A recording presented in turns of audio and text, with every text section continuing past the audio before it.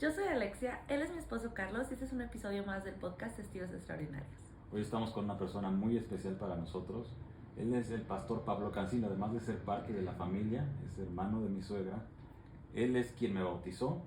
Sí. Él fue a quien primero acudimos después de todo nuestro episodio. Encuentro con Dios. Si tú regresas a los primeros episodios vas a ver que en varias veces nos referimos a Él y hoy nos acompaña esta noche. Muchas gracias por aceptar esta invitación. Un privilegio poder estar aquí después de tanto tiempo de tener el deseo de estar. Por fin se concedió, gracias. Sí. Después de tanto platicar sobre hacer esto, estamos súper emocionados y estamos bien contentos de poder tener una conversación. Yo le decía a Carlos que, obviamente te conozco de toda mi vida, es obvio, pero no conocemos, o al menos yo conozco la faceta de mi tío Pablo, pero no conozco la faceta de la historia de Pablo, el individuo y tu historia de fe. ¿Nos puedes contar un poquito de quién es Pablo? ¿Quién es Pablo Cancino? Ok, yo soy Pablo Eduardo Cancino Marentes. Soy el tercero de 5 hijos vivos. Antes de mí hubo un hermano que no alcanzó a nacer, entonces soy el primogénito por esa circunstancia.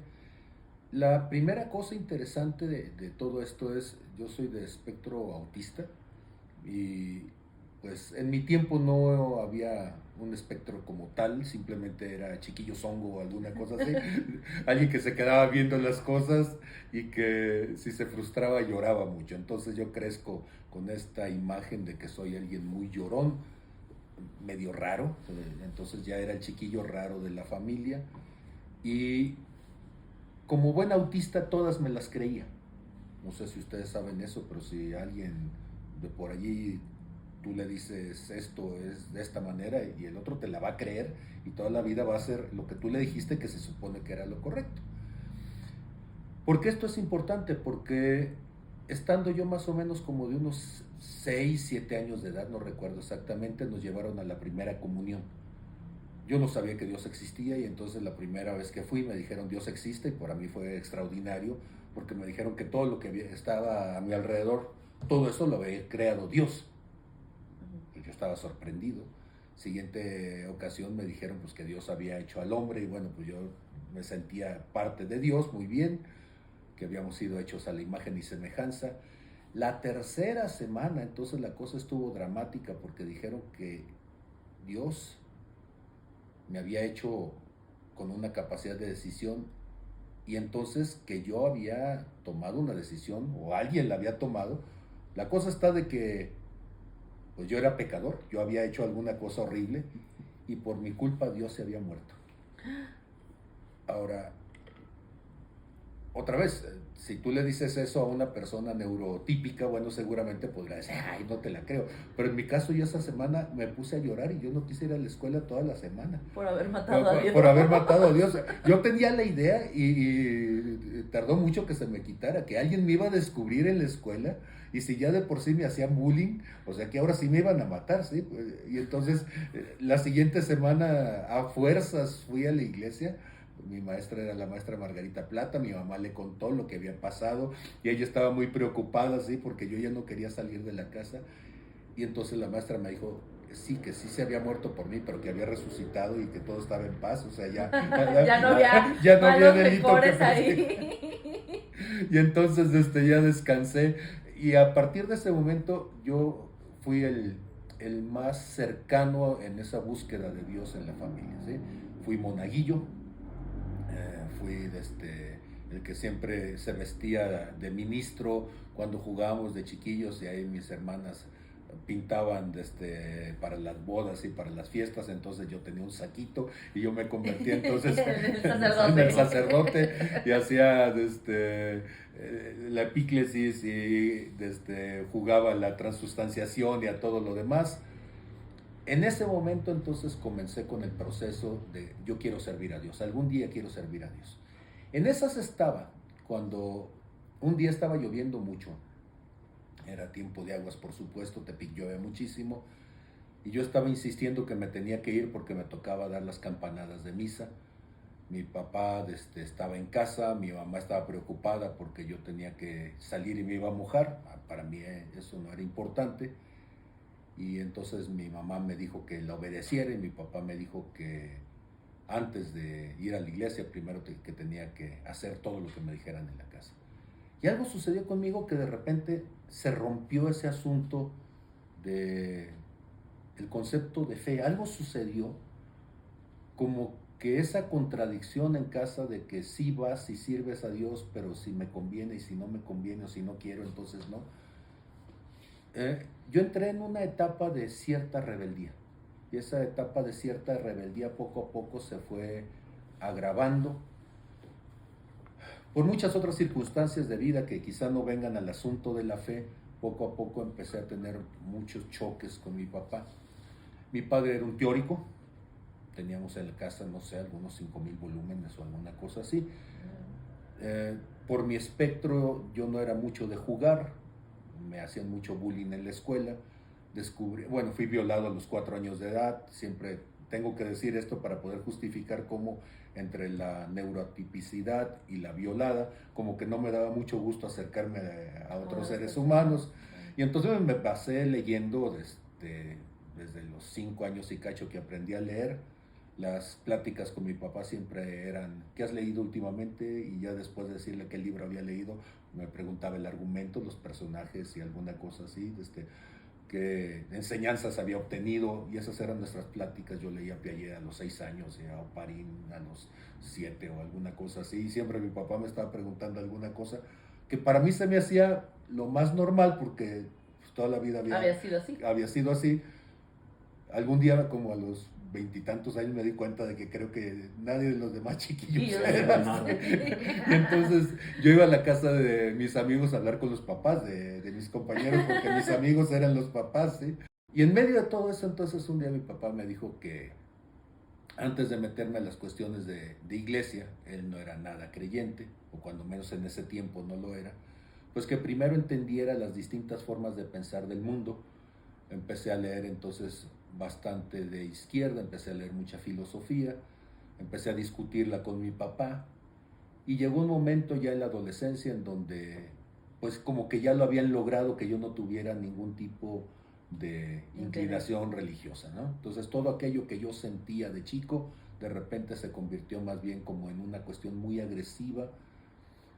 Me dieron la oportunidad, me instruyó mucho sobre los errores de la iglesia, me puso ejemplos en carne y hueso como para que viera que era una cuestión muy humana. Y en medio de todo ese proceso hubo un momento cerca de los 20, 21 años, ¿sí?, donde por situaciones que estaban pasando en mi vida, yo decidí probar una vez más el asunto de buscar de Dios. En ese tiempo mataron a 6 personas, 4 sacerdotes de la Compañía de Jesús, y a la cocinera y a su hija en El Salvador, a Ignacio Yacuría, Ignacio Martín Barón, que son los más conocidos. Él era el rector de la universidad, entonces se convirtió en un caso internacional. Y yo dije, bueno, si esta gente, sacerdotes, los mataron, deben de estar haciendo algo bueno, no quién los mataron, no, sino algo significativo. Estos sacerdotes, porque no matan a padres así nada más. Y entonces dije, bueno, pues vamos entonces a saber de qué se trata todo esto. Y fui y solicité ingreso a la Compañía de Jesús. Y primero éramos 3,000 posibles candidatos, nos convertimos en 300, de esos 300 quedamos finalmente 30 novicios, y entré a la Compañía de Jesús. Pero pues toda la vida me la había pasado cuestionando cosas, siempre preguntando, siempre haciendo preguntas. Antes de irme a la Compañía de Jesús me había enfocado, decía, por la filosofía, por las matemáticas. Entro con los jesuitas y la pobreza, castidad, obediencia y el voto especial como que no me eran un problema, pero no preguntar se convirtió en una cuestión crítica. Y por preguntar, por no entender el dogma, llegó un momento en donde terminé en choque y terminé saliendo, ¿sí? Me dieron una dirección, me dijeron váyase ahí derecho y piérdase. Y definitivamente esa dirección me llevó de regreso a Nayarit. En Nayarit Llego otra vez a los 25 años, mi padre estaba ya en fase terminal, él tenía primeramente problemas neurológicos, le dieron un medicamento que terminó dañando su hígado, y en ese año y cacho yo regresé otra vez al clima familiar, regresé a las matemáticas, regresé a trabajar como profesor de matemáticas, a donar sangre y a los conflictos familiares y personales, ¿no? Mi padre muere cuando yo tengo entonces unos 25 años y cacho, casi 26. Entro una vez en una espiral depresiva, había tenido años de mucha cuestión de depresión. No encontraba mi lugar en la vida, no encontraba mi lugar en ningún lado, o sea, corrido de la iglesia, corrido de las escuelas y corrido de todos lados. Decido, pues que por fin, ahora sí me voy a suicidar. Lo había intentado muchas veces. Le había prometido a mi mamá a los 9 años que no me iba a volver a intentar suicidar. Mi primer intento de suicidio fue después de la violación a los 4 años, y así estuve intentando suicidarme hasta como a los 9 años, que un día me encontró mi papá con una pistola en la boca para suicidarme en su cuarto precisamente. Mi papá se puso pálido y sin decirme nada me extendió la mano, me pidió la pistola con los ojos y se la entregué. Fueron de esas cosas que jamás hablamos, pero pues que estuvo ahí toda la vida, ¿no?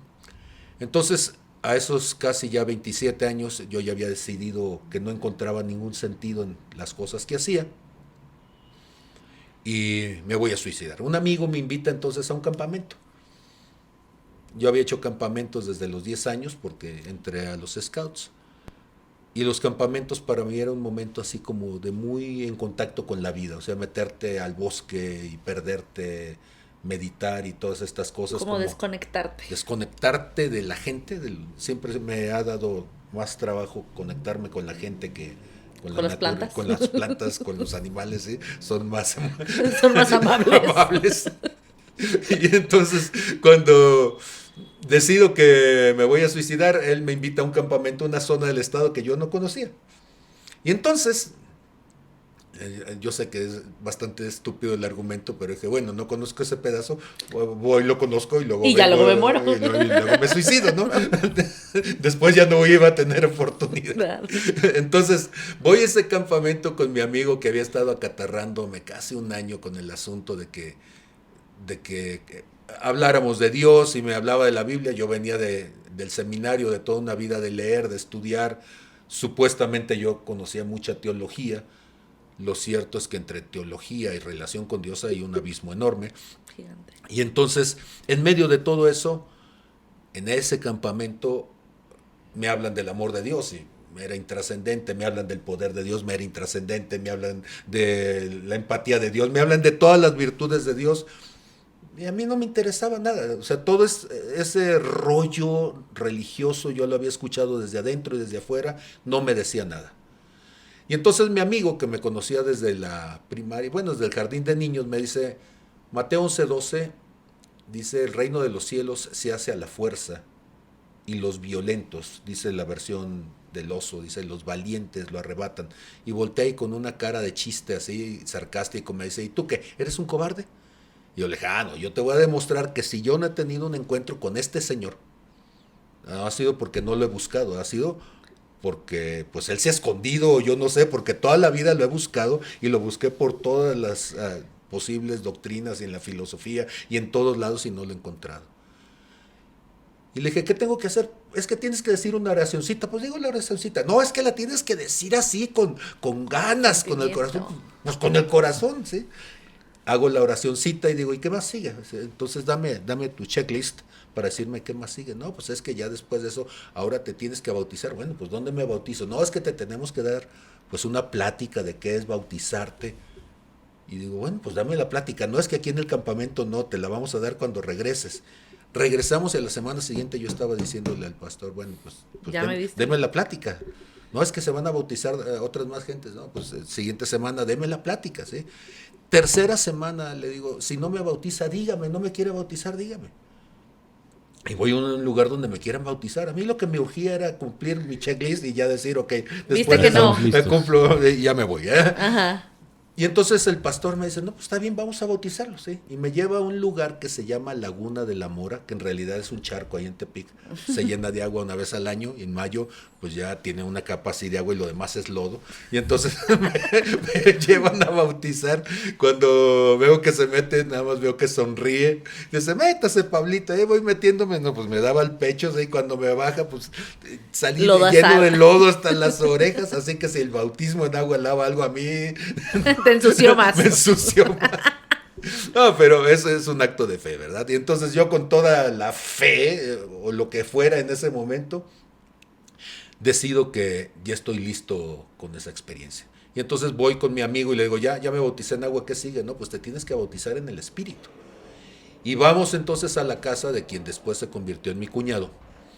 Y me dicen, tenemos que orar por ti. Y entonces digo, pues está bien, ¿qué hago? Cierra los ojos, levanta las manos y recibe. Y ellos empezaron a orar y orar y orar. Para mí eran borucas, estaban orando en lenguas y yo no entendía nada. Y fue pasando el tiempo, me dolían los brazos, había pasado no sé cuánto, me dijeron después que quizá más de una hora o una hora. ¿Con los brazos? Con los brazos levantados y yo con los ojos cerrados y toda esta gente alrededor haciendo eso. Ahora, yo sé que esta no es la forma más espiritual de decirla y que Dios se aprovecha de todo, ¿sí? Y tienen que entender mi corazón lastimado y frustrado y todo lo que ustedes quieran, pero en ese momento yo le dije a Dios, molesto como estaba de toda una vida de frustración, bueno, si tienes que darme algo, dámelo ya, ¿o qué? Te tengo que rogar. Ahora, yo sé que es de lo más grosero del mundo decírselo así a quien sea, pero en ese momento sentí como un balde de agua caliente encima y empecé a temblar y mi oración fue, ay güey, sí es cierto. Y en ese momento algo cambió en mi vida, porque de ser simplemente palabras, términos raros, de ser simplemente un cuento, se convirtió en una realidad. O sea, estuve orando yo en lenguas en ese momento, yo no supe cuánto tiempo, hasta después me di cuenta de que era tardísimo, porque cuando abrí los ojos, la gente estaba tirada en el suelo, estaba ya dormida, y todo el mundo así como diciendo, ya despertó, vámonos, vamos. Eran como las 2, 3 de la mañana y yo había estado ahí, grite y grite, hable y hable y todo lo demás. Esa semana se convirtió en el acabose, porque esa semana, al día siguiente yo fui a trabajar, trabajaba en un colegio católico, y pues yo ahora sí, bien el cristiano, aleluya, yupi yupi, jajaja, yo hablando y todo en cristiañol. Y de repente dijeron, algo le pasó. ¿Sí? Y toda la semana orando en lenguas. Bueno, ¿qué significa orar toda la semana? Significa que por alguna cosa rara, entiéndase que en mi familia cualquier evidencia de cristianismo no católico, pues no había. Soy la primera semilla metamorfosis, cosa rara que había salido ahí en la familia. Yo no sabía gran cosa del cristianismo no católico. Y entonces para mí estaba muy raro, porque al día siguiente, después de haber sido bautizado en el Espíritu, te estoy hablando de que eso fue un 15 de mayo, Día del Maestro, al día siguiente, pues ya era 16, ya había que estar en clases. Entonces me despierto temprano, me voy a trabajar al colegio, y cuando llego al colegio, era semana de exámenes, aplico exámenes, recojo cuadernos, dejo tareas y empiezo a juntar mi tambachito de cosas. Se llega la hora de la salida, 2 de la tarde, y en cuanto salgo de la escuela, ya no puedo hablar español. Uno de los muchachos me pregunta algo, yo le digo, y el muchacho dice, ¿qué me está diciendo? Y nomás peleé los ojos y... Y el muchacho dijo, no, si quiere mañana le pregunto, y me subí a mi camioneta, trepé todo y ahí voy a la casa. Llego a la casa y mi mamá me dice, ¿vas a querer comer barra la bandeja? Y dentro de mí dije, bueno, quizás sea tiempo de ponerme a orar, y fui y me encerré en el cuarto por mis reminiscencias católicas. Como monje, dije, pues esto hay que hacerlo de rodillas. Entonces llego a la cama, me pongo de rodillas y empiezo a orar, pero orar otra vez en esa forma rara que me estaba saliendo de la boca. ¿Y tú no tenías idea de qué era? O sea, porque digo, lo platicamos hace rato, ya ahorita uno que es cristiano sabe qué onda, pero... Pues sí, pero es que en mi casa lo más cercano a un cristiano era yo, y era una cosa rara. Ajá, sí, o sea, por eso te digo. Entonces, si yo era el prototipo del cristianismo, no creo que era muy... No te saca, o sea, no pensabas, por ejemplo, Carlos dice, cuando yo empecé, o sea, cuando tuve mi sueño, yo pensé que estaba loco. ¿Tú no pensaste se me Bueno, desconectó el desde- cerebro. Lo que sucede es que la primera vez que yo pensé que estaba loco, oficialmente loco, yo tenía 9 años, mis hermanas y mis hermanos estaban afuera en la sala, había un baño junto a la sala, a ti te tocó conocerlo, junto a la sala de la chimenea, y ese era un baño que se usaba poco, le daba buena luz y era un lugar excelente para leer. Entonces yo ahí tenía también una medio biblioteca arriba del baño y me metí a leer ahí. Normalmente no hacía ruido y entonces mis hermanas estaban diciéndole a mi mamá que ya estaban cansadas de que yo estuviera en la casa, ¿sí? Que cuando me iba a mandar con los monjes juaninos a Guadalajara, ¿sí? Porque ya desde esa edad mi mamá me daba 20 pesos y yo tenía que ir con el psicólogo y tenía que traerle el ticket de que había... De que había sido a consulta. Entonces, ya desde entonces yo ya tenía fama de loco. En la secundaria me la hice más, en la normal todavía peor. Entonces, finalmente yo tenía toda una vida de loco. Cuando empieza a suceder eso esa semana, mi mamá se empieza a preocupar porque después supe que ella había hablado o estaba hablando con mis hermanos, con mi familia, para decir que ahora sí, ya se me había botado la canica. Ahora sí, loco de remate. Loco de remate. Porque llegaba, me metía al cuarto y toda la tarde y noche estaba gritando no sé qué cosas que no me entendía porque yo estaba... Bueno, yo decía que estaba orando, ¿sí? Y ellos decían que estaba gritando, siempre tuve la voz fuerte y entonces mi mamá entraba, me veía hincado, entraba 2 horas después, me veía hincado, entraba a las 10 de la noche, yo me veía hincado y hasta las 2, 3 de la mañana, entonces yo de repente abría los ojos, veía la hora y decía, híjole, me quedan 2, 3 horas para dormir, me dormía, me despertaba, me iba al colegio y otra vez eso fue todo el resto de la semana. El viernes entonces hay una reunión en la casa y están mis hermanos allí. Vengo de familia de médicos, entonces mi padre fue médico, mis hermanas, bueno, pues son médico odontólogo, médico general, mis cuñados médicos. Y entonces fue sesión de la familia, mis 2 hermanos menores que son ingenieros, todos estaban ahí, yo estaba con mi mamá y yo estaba en el cuarto del final. Le había pedido a una amiga mía que fuera a ayudarme a calificar. No podía calificar porque en cuanto estaba medio sola, se salía de clases, era una urgencia de ponerme a orar. Y entonces le doy a mi amiga las instrucciones de cómo va a calificar, le digo entonces cuál es la clave de los exámenes y apenas me siento yo a calificar cuando empiezo otra vez con la buruca, bla, bla, bla, bla, bla. Mi amiga prudentemente se levanta y me deja sola. Con permiso. Y se va a calificar. Sí, así. A otro lado. Ahora, esas miradas de raro, de qué le pasa al tipo, pues en mi contexto nadie entendíamos qué estaba pasando, ni a mí qué me pasaba, ni a ellos. Yo era el espiritual. Lo más cercano a más ellos. cercano a eso. O el loco. O el loco. Y entonces, de repente yo abro los ojos. Y volteo hacia abajo. Bueno, primera cosa sorprendente, no estoy en mi biblioteca. En la biblioteca, ajá. Volteo hacia abajo y lo que veo es el equivalente a que si tú estuvieras volando en uno de esos helicópteros que tienen así como cápsula de cristal alrededor, como de libélula, ¿sí? Uh-huh. Y volteo hacia abajo y hay como un volcán y veo así que están saliendo las burbujitas de fuego y todo lo demás. Mi frase de oración era, ay, güey.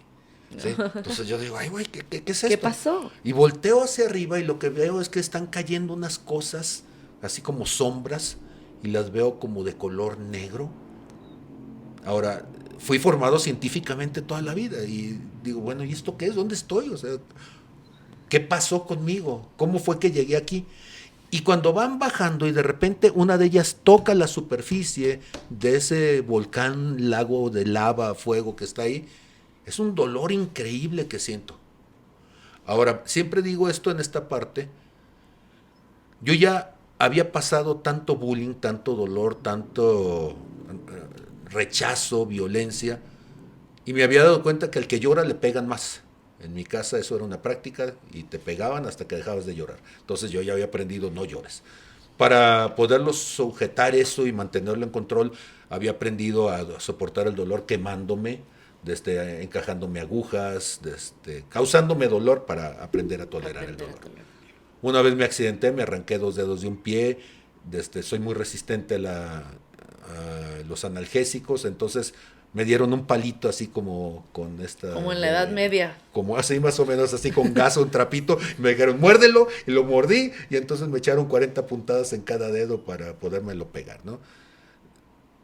Cuando se murió mi papá, para esto, todo esto está sucediendo y mi padre ya había muerto. Todo el mundo en la familia estaba llorando y yo de piedra completamente.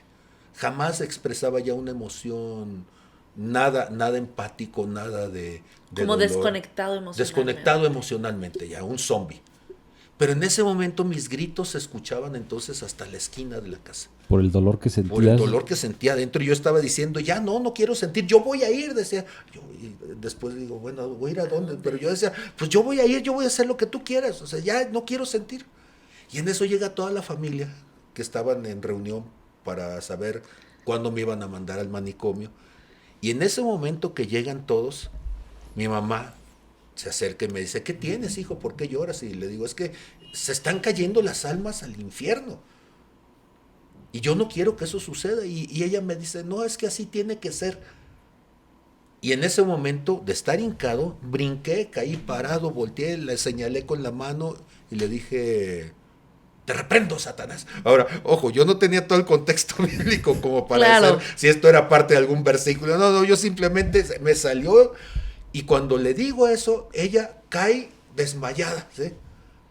Mis hermanos que se estaban acercando a levantarla, al momento en que yo volteo, el más chico, Jorge, me dice que me brillaba la cara, me dice Rosa que mi rostro era como de mucha autoridad y todo el mundo se repliega a la pared como diciendo, este se nos va a echar encima. Y yo le digo, ella no está muerta, solamente Dios la tocó. Sí, pero así como en película de Franco Sefirelli, ¿no? O sea, así, y la agarro y le digo, levántate, mujer. Y la agarro y mi mamá toda, ¿qué pasó? Y le digo, fue el poder de Dios que te tocó. Ahora, todo eso yo lo estaba viviendo, experimentando, pero si tú me dices si era consciente de lo que estaba pasando, no. Simplemente estaba como en medio de una película loca de una semana de decir, ¿qué está pasando conmigo? Esos días fueron entonces como de una vorágine de cosas. Por principio, porque de repente otra vez me volví a salir del parámetro de lo normal. En la escuela empezaron a decir, pues que ya estaba muy raro, ¿sí? Porque me ponía a orar antes de cada clase. Y tú dices, en un colegio de monjes, pues debía ser más normal. Sí, no sería tan extraño. Pero ya sonaba muy extraño porque no sonaba a un rezo litúrgico. Sonaba así como, Espíritu Santo, yo te pido por estos jóvenes, Señor, que todos y todo el mundo, ok, ¿va a haber examen de matemáticas o no? Sí, estaba muy raro el tipo. Entonces me mandó a hablar el director, el hermano Jorge Nuño, y ella me dijo, Pablo, nos teníamos mucho cariño, éramos buenos amigos, y me dice, mira, yo te estimo mucho, yo sé que estás en tu búsqueda de Dios, pero se me está haciendo un tanto complicado que la busques aquí. Justificar qué está pasando contigo, me pesa mucho, porque pues has sido hasta este momento alguien, pues un buen elemento, pero el comité de padres y tú sabes cómo se maneja todo esto. Y me finiquitaron en ese rato, sí.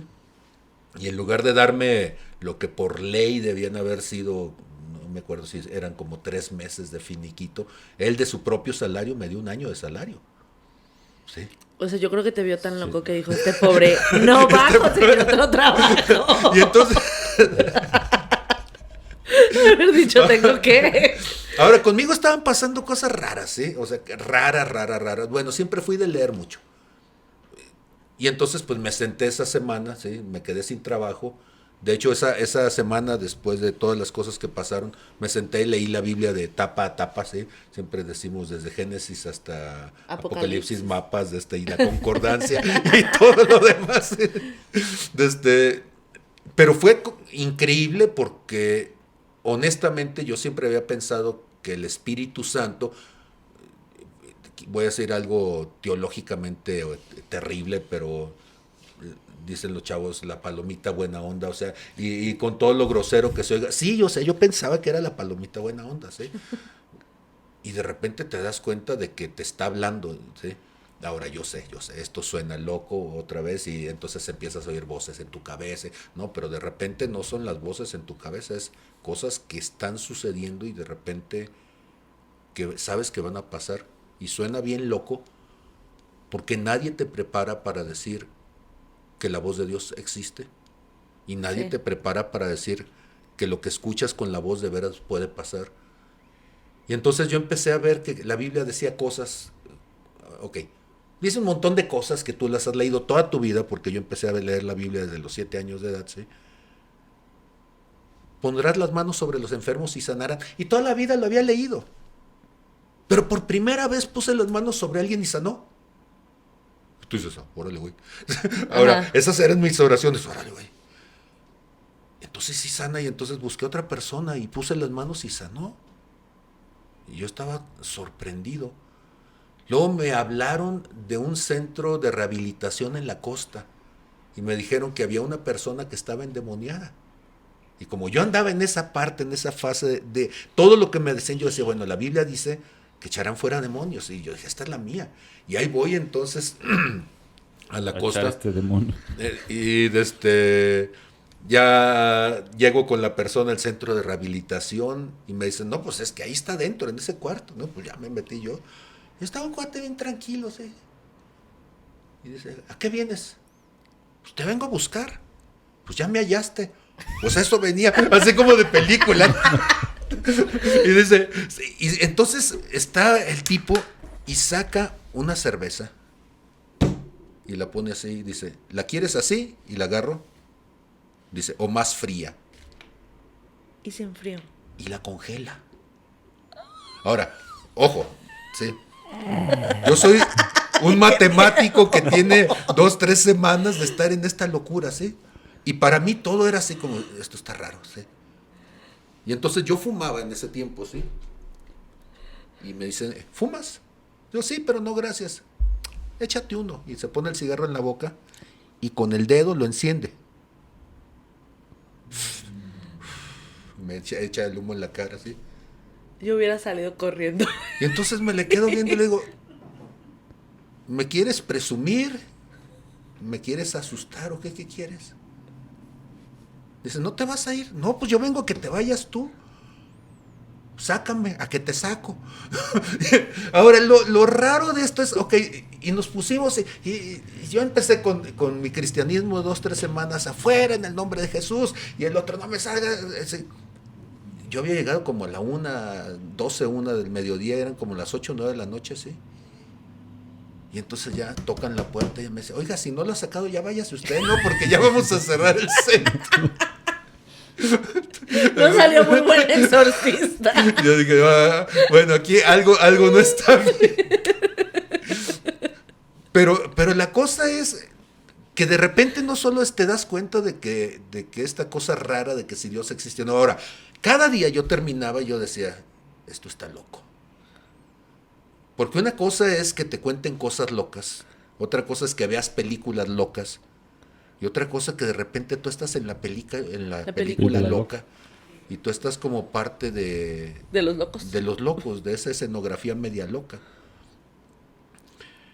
Y empiezan a suceder entonces cosas como esas, ¿sí? ¿Y sacaste ese demonio? Ese no, pero ya después otro. Se me hizo tarde. Ahora, el asunto es, entonces empiezo a decir, a ver, ¿y por qué Jesús decía que había demonios que se iban y otros que no? ¿Por qué? Porque y entonces una vez Felipe y Natanael no pudieron echar fuera demonios. Ajá. Y Jesús le dice, generación incrédula y perversa, ¿hasta cuándo voy a estar con ustedes? Que no saben que estos géneros tienen que salir con ayuno y oración. Entonces falta ayunar, porque ya estaba orando, me falta ayunar. Y empecé a ayunar. Y bueno, yo ya había ayunado como monje, pues yo ya había ayunado de alimentos, había ayunado en silencio. Lo más que había durado en silencio eran 40 días, encerrado y sin ver gente y estar orando y todo eso. Entonces, como que no me sonaba raro el tener lo que hacer. Entonces digo, bueno, pues de eso se trata. Y empiezo a ayunar. Yo no sé si eso sucedía en otras partes, porque yo no tenía toda esa cultura de iglesia que quizá ahora pueda ser más fácil. No había el internet, no había los videos. Pero me sorprendió que había gente por la que oraba y se caía la persona. Y entonces yo decía, ¿quién lo empujó? Yo no lo empujé, o sea, yo hasta me asustaba, decía, yo no lo empujé y se cayó. Y entonces empezó a suceder, me empecé a congregar en un lado. Cosa curiosa, tenía apenas una semana de estarme convirtiendo y ya me habían corrido de mi primera iglesia cristiana. Tú eres mucho para aquí. Entonces, en la iglesia del amigo que me invitó, llegué a su congregación y después me enteré que su pastor les dijo que no me invitaran a mí, que yo no era bienvenido allí, ¿sí? Y entonces me fui a otra iglesia que fue donde me bautizaron precisamente. Y entonces estaba allí, este pastor era alguien que se movía mucho en señales. Entonces él oraba por personas para que sanaran y sanaban. Entonces yo dije, pues, de eso se trata, ¿no? O sea, como Claro. que mi teología en ese momento fue, si alguien más lo puede hacer, entonces yo lo puedo hacer. Si alguien más dice que es posible echar fuera un demonio, entonces él echaba fuera demonios, pues yo echaba fuera demonios. Y si él creía en milagros, pues yo creía en milagros. Como fue hasta cierto punto este simplismo de que si no me dicen lo contrario, entonces debe ser cierto. Y si veo una evidencia que alguien lo puede hacer, ya después te enteras de todas las cuestiones doctrinales que unos dicen que sí, otros que no, o unos dicen que es de Dios y otros que... Sí, pero en ese momento yo no tenía ningún tipo de idea previa, ningún tipo de prejuicio. Mis únicos prejuicios eran los de mi formación racional y esta ya estaba por los suelos, ¿sí?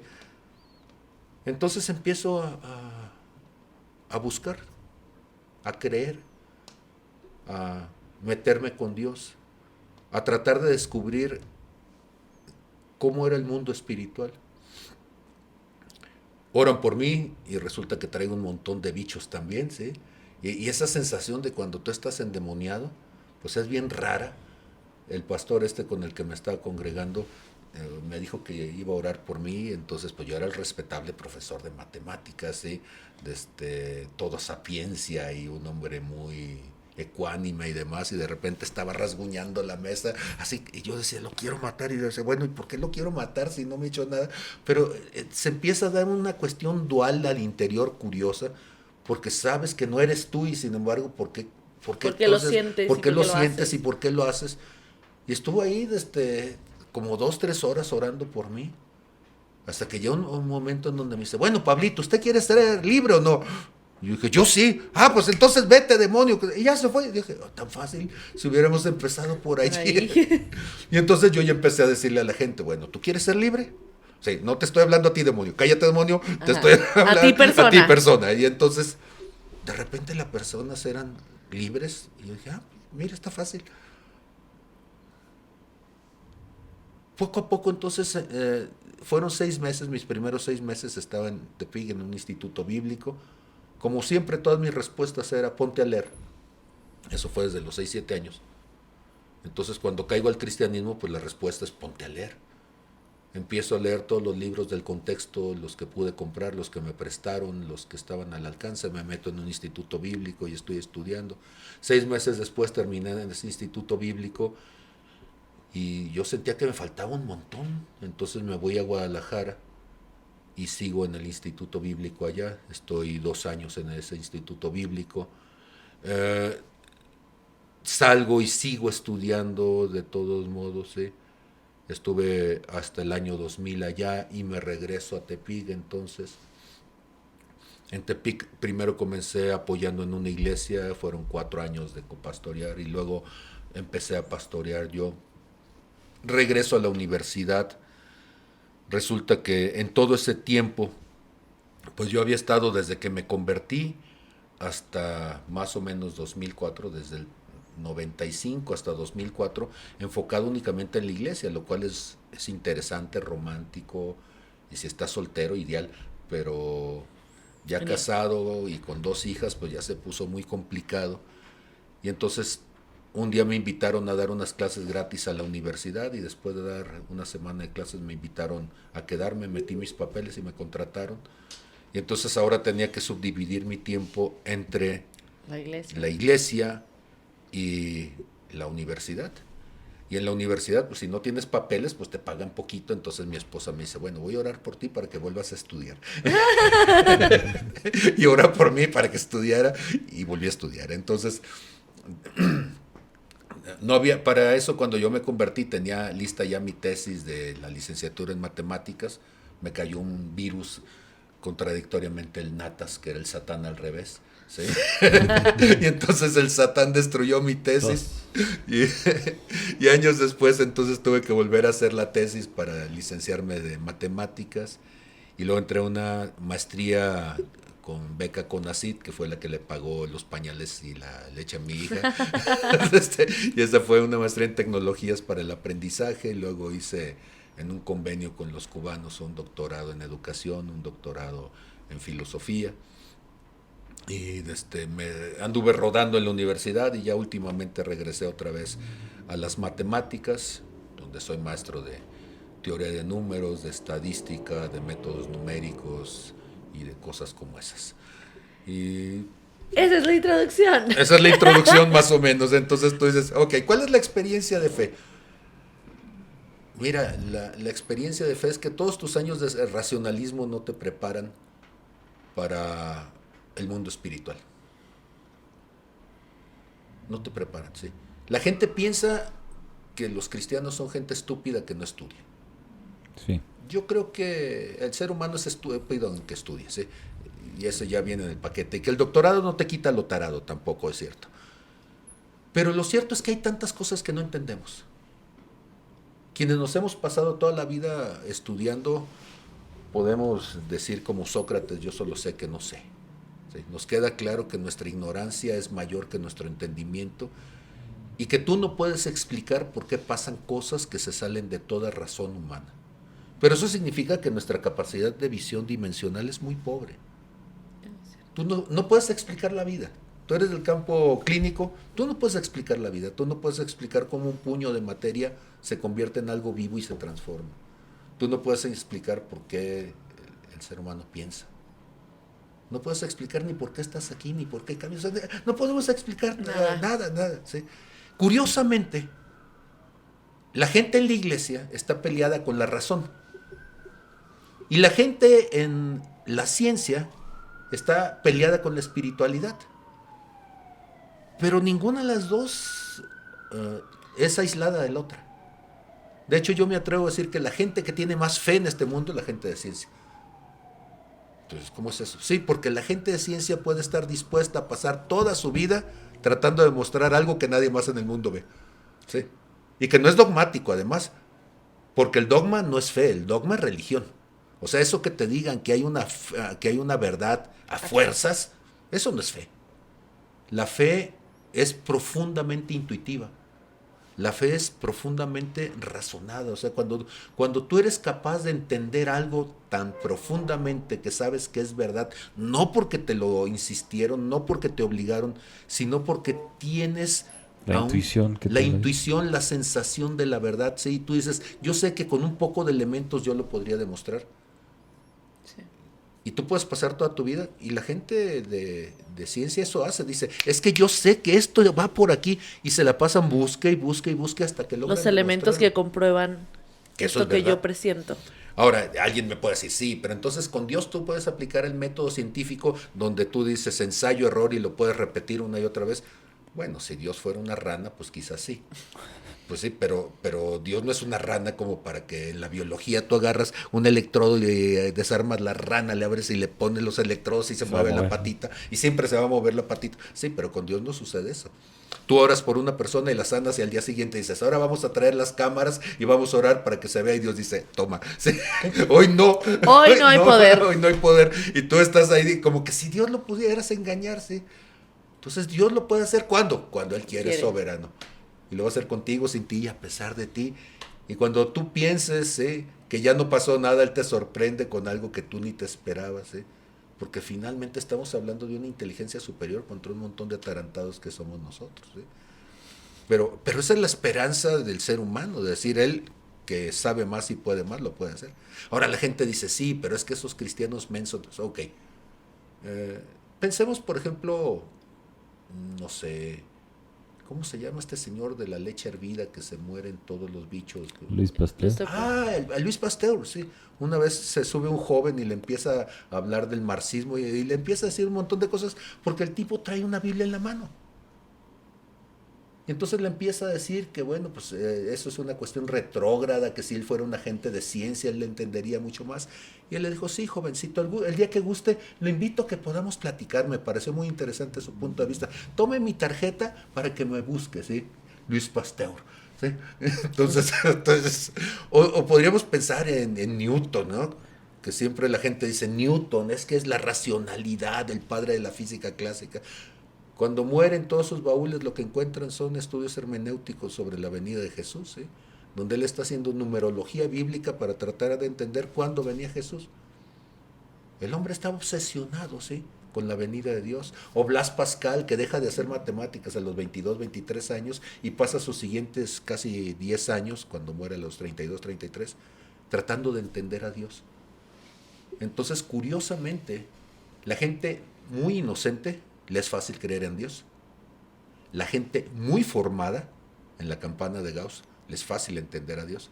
Pero en una campana de estupidez grandísima, ¿sí? Esos dicen, creen que saben y no saben nada, ¿sí? Entonces, te digo, ¿a los cuántos doctorados tú ya puedes reconocer que eres un soberano ignorante? Pues yo con 2 ya lo logré. Entonces digo, muy bien, entonces creo que por ahí vamos, ¿sí? Ok. Con semejantes testimonios, ahorita seguimos con tantas cosas que has vivido, ¿no? Pero me gustaría saber antes si... Es que me imagino con tu formación científica que el hecho de creer, a pesar de lo que has experimentado, en algunas ocasiones podrías haber tenido dudas. Bueno, yo creo que la duda está mal entendida. O sea, yo todos los días me despierto con dudas. Y creo que es más bien peligroso el día que no dude. Cuando Hebreos 11 nos dice que es pues la fe la certeza de lo que se espera, la convicción de lo que no se ve. La certeza y la convicción son parte de un proceso. Todo proceso comienza con la duda. O sea, un proceso sano, natural, una gestación de una verdad comienza con una pregunta. Y solamente la gente estúpida no se pregunta algo. O sea, todos los seres humanos tenemos la obligación de cuestionarnos todos los días. El crecimiento implica una pregunta, ¿sí? El desenmascaramiento de la mentira para encontrar la verdad comienza con una pregunta. Cuando el apóstol Pablo nos va a decir examinarlo todo, retener lo bueno, tú te preguntas, y bueno, ¿qué es lo bueno? ¿Qué es lo correcto? Cuando nosotros entendemos que aquellos que por el uso tienen ejercitados los sentidos en el discernimiento de la verdad, la palabra discernir en el griego es la palabra diacrisis y significa a través de una crisis, a través de una elección, de una decisión. Y entonces la pregunta es constante, la fe es una pregunta constante. ¿Qué es lo que agrada a Dios? ¿Qué es lo mejor? ¿Qué es lo más eterno? Y por eso para mí la duda no es un problema, al contrario, cuando yo tengo una duda significa que estoy empezando un nuevo proceso y que estoy en la búsqueda de una nueva respuesta, ¿sí? Entonces siempre tenemos que preguntarnos. Ahora, el asunto no es si la duda existe, el asunto es sobre qué es la duda. Porque a veces puedo tener dudas de mí mismo, lo cual es bastante aceptable considerando el tipo que soy, ¿sí? Entonces, si alguien se conoce perfectamente, le haría bien en dudar y decir, bueno, señor, no estoy muy seguro por qué me escogiste, pero seguramente tú tienes alguna razón mejor, ¿sí? O quizá la persona que habías escogido dijo que no, y bueno, pues con lo que sea te conformaste, ¿no? Pero si no es así, ahora mi duda acerca de Dios quizá fue al principio. Pero al principio, antes de que Dios se revelara. Okay. Porque yo busqué a Dios en muchos lados, honestamente. O sea, me metí y no puedo decir que del diccionario de las religiones, que son como 11,000 religiones registradas, yo las haya abordado todas, ¿sí? Pero sí te puedo decir que cuando menos el top 10 sí me lo eché. O sea, sí leí hinduismo, sí leí budismo, sí leí cristianismo, sí leí a los testigos de Jehová, sí leí mormones, sí leí, cuando menos lo que en mi contexto estaba, sí me metí a la gran fraternidad universal, sí hice yoga, sí, o sea, hice la tarea, pues, de decir, estoy buscando a Dios. Claro, a ver dónde está realmente. Y entonces la duda te tiene que llevar a eso, a que hagas la tarea. Entonces la gente dice, es que yo creo, y yo digo, ¿y cómo llegaste a creer? No, es que mis papás creían, no, o sea, no viene en el ADN. O bueno, cuando no es en el mío, no, ¿verdad? Entonces, Claro. dudar. Entonces sí dudo. A veces dudo de que estoy haciendo lo correcto y tengo que hacer una evaluación para ver si realmente lo es. Me siento con las personas a mi alrededor, les pregunto si lo que estoy haciendo realmente es congruente con la palabra. Cada vez que hacemos un evento, al terminar, indudablemente voy a preguntar cómo estuvo, qué fue lo correcto, qué fue lo incorrecto, qué no está alineado a la palabra de Dios, ¿eh? Y al final llegamos a una convicción, ¿sí? Si lo hicimos bien, vamos a decir en conciencia, lo hicimos lo mejor que pudimos. Y si algo no era correcto, tenemos que remediarlo. Incluso en la congregación, cada vez que yo estoy predicando, al terminar, les pido a la gente que juzguen si lo que se dijo es de Dios o no. ¿Por qué? Porque alguien puede decir, pues se levanta cualquier tipo y detrás del púlpito puede decir lo que sea, y ya nada más porque es el investido, ungido del Señor, pues sí, pero así es como han salido las peores supercherías de la historia, ¿no? Entonces siempre tenemos que estar examinándolo todo, y esa es la duda razonable, ¿sí? Entonces creo que es muy saludable, muy maduro cuestionarnos constantemente. Claro, y también creo que me está gustando muchísimo lo que estás diciendo, porque yo soy creyente de que en la vida todo depende de cómo tú lo mires, ¿no? Y creo que si tú sientes que dudar es malo y que la crisis es mala, una, la vas a pasar peor cuando tengas dudas y crisis, porque tú ya de por sí tienes esta connotación de que es mala. Y aparte creo que te va a costar mucho más trabajo aprender de ello, ¿no? Yo algo que he aprendido en mi vida es cada vez que tengo una crisis, me ha costado mucho, pero ahora siempre me digo como, ok, ¿qué es lo que voy a aprender de esto? ¿Qué es lo que yo tengo que aprender? ¿Qué es lo que Dios quiere enseñarme a través de este momento, no? Y eso siento que ha quitado muchísima frustración y sufrimiento en el proceso. Y me gusta mucho cómo lo estás diciendo, porque creo que sí existe esta idea de que la duda es mala, que la crisis es mala. Y no, o sea, dudar y tener crisis es la manera más cercana a crecer. Sí, estaba preocupado porque cuando oí la sirena dije, ya vienen por mí, por estar rompiéndole la teología a alguien, ¿no? Pero, a ver, ¿eres la persona que quisieras llegar a ser? Estoy más cerca, pero no soy. Ok, entonces significa que todavía hay un camino por andar. Sí. Entonces todos los días me puedo evaluar en eso, ¿sí? Y entonces el dogma como una verdad inalterable, incuestionable, en lugar de ayudar, estorba. 100%. Porque te genera la idea de un mundo que es inmejorable. Te genera la idea de un mundo que no tiene ninguna fisura, como si fuera hecho este mundo a la manera en que Dios quiere, cuando en realidad este mundo, si me voy al trasfondo bíblico, pues es el mundo que los humanos terminamos echando a perder y dándole al traste, y entonces estamos viendo una realidad emergente. ¿Sí? Claro. O sea, después de la metida de pata, ahora Dios tiene que venir y hacer un montón de cosas en cada uno de nosotros y restaurar el desastre que hicimos con nuestras vidas. Pues sí, pero eso significa que todavía hay mucho que hacer, ¿sí? Claro. Hay que levantar todavía la alfombra y hay un montón de cosas por limpiar. ¿Sí? Y entonces, pues caras vemos y escondiditos no sabemos, ¿eh? Y entonces Dios dice, a ver, vamos viendo, vamos sacudiendo, ¿sí? Y hay áreas que cuando te las dijo en el primer día en que te convertiste, pues te dijo algo y tú pensaste que era el todo y dice, no, era lo que podías tolerar, ¿sí? Pero después de 2, 3 vueltas del carrusel dice, ahí a ver, te va vamos ahora a regresar sí. Otra vez y quizá dentro de otras 3, 4 otra vez, ¿sí? Y resulta que a lo largo de tu vida siempre hay algo que Dios está mejorando, ¿no? Porque el parámetro es que llegues a ser la imagen y semejanza de Jesús. Y bueno, yo siento que todavía tengo algo. Yo creo que todavía tengo un camino. Entonces, ahí hay mucho que hacer. Me gustó mucho ahorita que estabas hablando del tema del suicidio. Obviamente no por tu historia personal, sino porque creo que es un tema del que hay mucho tabú, especialmente tal vez dentro del ámbito de la fe. Así es mi percepción, no sé si estoy en lo correcto. Y también creo que desgraciadamente sí es un tema frecuente. Yo sí me he encontrado con gente que tú ves que desde afuera se perciben en una buena situación, por decirlo así, y que han tenido pensamientos de suicidio.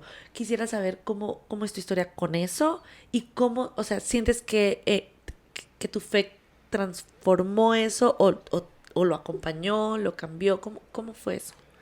Híjole, lo malo de estas cosas es que quedan grabadas y luego se vuelven virales. Pero, ahora, pues si se vuelve viral, pues qué bueno si a alguien le sirve, ¿sí? La primera cuestión está que nadie que no se haya intentado suicidar entiende el suicidio. Okay. ¿Sí? Y quizá con eso estoy diciendo lo mismo que dicen las feministas, que dicen que ningún hombre puede entender lo que va a sentir una mujer porque simplemente jamás va a ser mujer. No sé si ese argumento como tal tiene el peso suficiente. Pero lo que estoy queriendo decir con esto es que la dimensión del suicidio es muy distinta para el que la vive, porque el que vive el suicidio no lo ve como un acto de cobardía, lo ve como un acto de liberación. Y se ocupa un valor para decir, esta vida apesta y por más que lo intento, no tiene cura y no sirve para nada, ¿sí? Cuando menos yo puedo decir que fui un suicida que hizo la tarea, ¿no? O sea, bueno, quizá mi primer intento de suicidio a los 4 años no fue tan racional.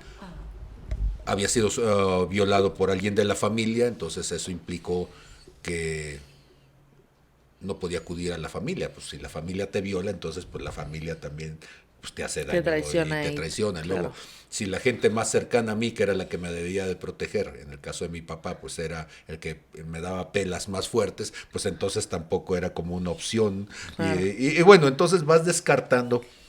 Finalmente, el suicidio te lleva a darte cuenta de que no tienes muchas alternativas en lo natural.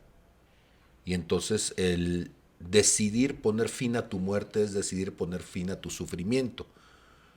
Pero eso trae sufrimiento a otros. Y cuando tú te das cuenta que el problema no es el suicidio, ¿sí? Realmente el suicidio es solamente la conclusión de un sufrimiento largo, prolongado, incomprensible. Y te pones a trabajar entonces con las causas de tu sufrimiento, empiezas a encontrar que hay una riqueza en ello. Entonces, cuando yo le digo a la gente en la congregación, la gente dice, es que tú ya venciste el suicidio. Le digo, sí, pero yo lo venzo todos los días. O sea, yo todos los días me levanto y digo, ¿me suicido hoy o no? Y la gente dice, no, bueno, estoy aquí, ¿verdad? ¿Qué significa? Que hoy decidí. Que hoy decidí vivir. Ah, entonces el suicidio significa que he logrado tener en mi miscelánea la opción de vivir. Y entonces yo estoy vivo no mecánicamente. Hay gente que vive nada más porque existe. Sí. existe. Porque no se ha muerto. No se ha muerto, no ha dejado de respirar y vive en automático. No, yo estoy vivo porque quiero estar vivo. Y curiosamente eso me da un nivel de autonomía y de libertad. Es decir, el día que yo quiera me muera. Sí, pero todavía no quiero. O sea, quiero estar vivo. Y tan quiero estar vivo que quiero hacer que mi vida sirva de algo. Quiero que mi vida ayude a otros. Quiero que mi vida tenga sentido. Es cierto que ha habido momentos en mi vida en donde el suicidio ha sido una carga horriblemente pesada. Cuando decimos en el ámbito espiritual el pecado como esa mancha voraz y cosa negra que no tiene... así amorfa y que te cubre.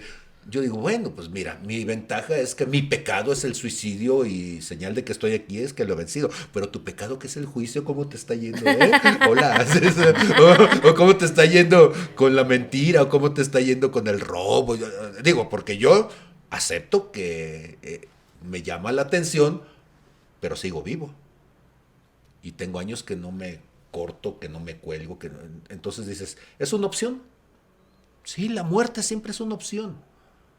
Además de que está determinada en ti. Tú sabes que biológicamente un día te vas a morir. Pero decir que yo la puedo apresurar significa que tengo la capacidad gestiva de ponerle fin en el momento en que yo quiera.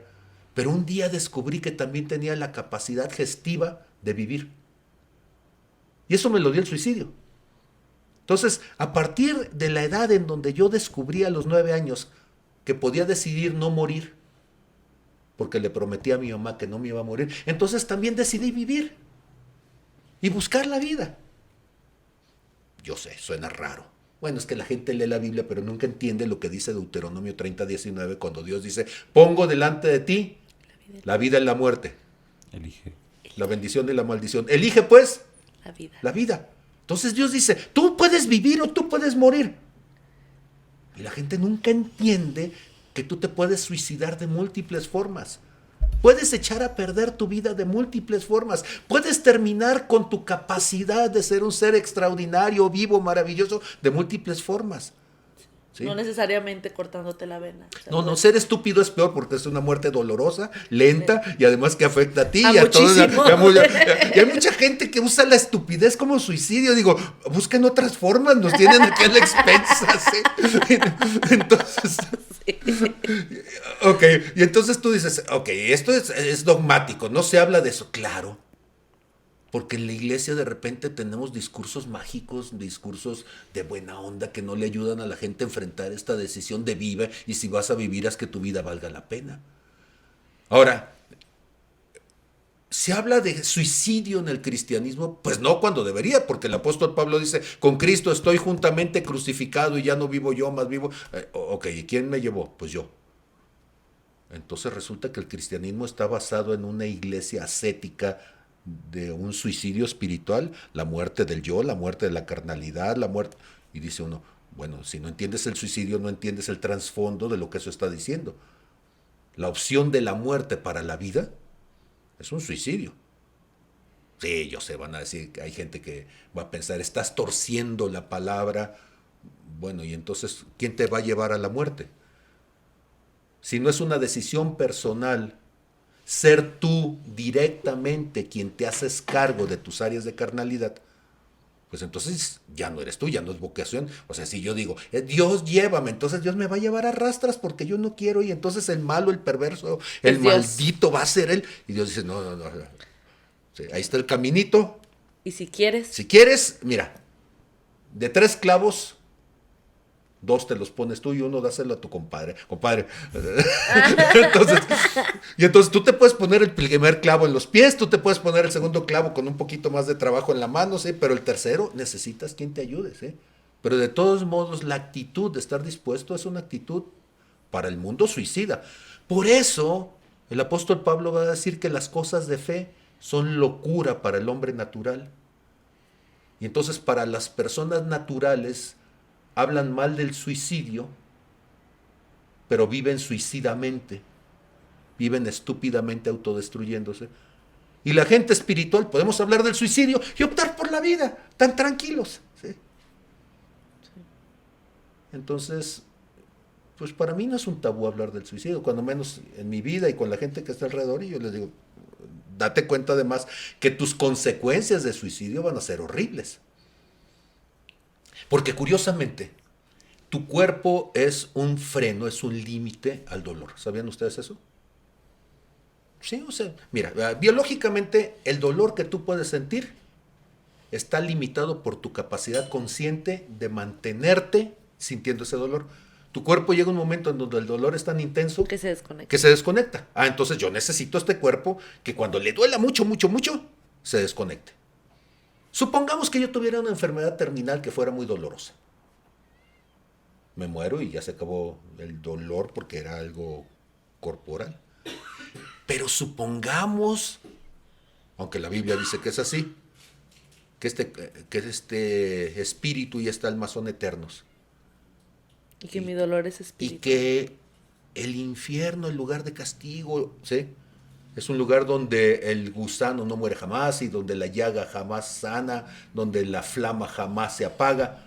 Eso está hablando de un dolor eterno. Entonces, si tú piensas que estás sufriendo algo aquí, ahora imagínate sin este cuerpo físico que es una limitación, ahora que sientas todo eso en el potencial increíble y sin freno. Ahora, para mí eso, mi experiencia para eso me sirvió para decir, no, gracias, ¿sí? O sea, si esto no lo tolero, entonces, no, gracias, mejor lo enfrento. ¿Para qué me arriesgo? ¿Para qué me arriesgo? Mejor me enfrento, lo supero, lo tolero, lo transformo, lo sublimo. Y sublimar algo precisamente es buscar algo de más alto valor, ¿sí? Curiosamente, en este mundo, uno de los mejores maestros en el género humano y esto es parte de la ascética de sabiduría eterna del ser humano, es el dolor. El dolor te va a enseñar tantas cosas, pero los seres humanos tememos al dolor. Sí. ¿Sí? Y el cristianismo, curiosamente, es una fe basada en el dolor profundo en la cruz para después llevarlo a la sublimación de la libertad espiritual. Yo sé que eso no se predica tampoco. Bueno, ¿qué se predica en las iglesias? Bueno, ¿sí? No es muy popular. No es muy popular. Pues en la iglesia se puede predicar, bueno, pues que Dios es buena onda y que Dios no quiere que tú te duela nada y que sufras nada y que no te esfuerces en nada, entonces que seas una flema viviente. Entonces tú dices, ese cristianismo, y no es que yo quiera ser una secta, ¿sí? Pero vencerte a ti mismo en cualquier área de la vida implica una confrontación personal. Claro. Y hay un dolor por negarte a hacer lo que tu naturaleza quisiera, ¿sí?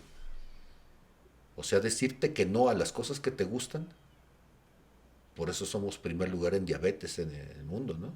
Porque no somos capaces y... Ok, pues también yo, ¿verdad? Sí, de decir no voy a comer azuquitar, no me voy a tomar los 2 litros de coca, no voy a fumar un cigarrito más. Y todas esas cosas que no las aprendí en muchos años, llegas a un momento en donde el dolor de un infarto, donde el dolor de migrañas constantes, donde el dolor de todos los errores acumulados en tu juventud y en tu madurez, pues te empiezan a llevar a una edad adulta donde el dolor te va haciendo recapacitar y tú dices, híjole, creo que no entendí la lección. Y ahora empiezas a madurar. ¿Qué es madurar? Decir, no, gracias. ¿Otro pastel? No, gracias. Y lo tienes que practicar en el espejo. Sí. Y parece que esos temas, por ejemplo, en esto que dices de salud, son los más sencillos, ¿no? Porque hay cosas mucho más complejas como en temas sexuales. Sí. Hace días platicábamos un poquito sobre eso, Carlos y yo, sobre... ¿Qué es humano y qué es normal? ¿Qué es normal, ¿Qué es lo qué no? que debería ser? Y cómo es... cómo tú debes de aprender a ponerte límite. No sé si límite sea la palabra. O sea, como aprender a decir, ¿será que esto... Y obviamente el tema más espinoso de tratar sería la sexualidad, por decirlo así, pero ¿será que esto me será de beneficio? Tal vez sin el contexto religioso, pero... Yo soy muy pragmático, ¿sí? Aún dentro de mi fe trato de ser muy primario, ¿sí? El principio de la espiritualidad es la vida. O sea, nadie por más espiritualidad que sea, por más espiritual que sea, puede ser espiritual sin un cuerpo, sin una vida, ¿sí? Entonces la vida te va diciendo qué es lo espiritual.